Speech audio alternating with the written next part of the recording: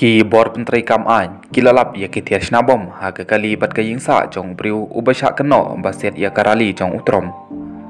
Keyboard jong kaan kia tu ha Associated Press balalap ia kitiar snabom, hapo ke kali jong utai ubriu ubal suba ba ulasiat ia karali jong utrom.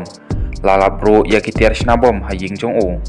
Utai ubriu ubalai itu kumunong siat haga jeng persyang ban penyap yau Presiden Barim u Donald Trump udai usamla ubadang arhus nam kerta na kawai kejaka kabadon ha Pittsburgh kaba om jengai na kejengelang elections ha kaba awai unong isim mentah ula syak penyam.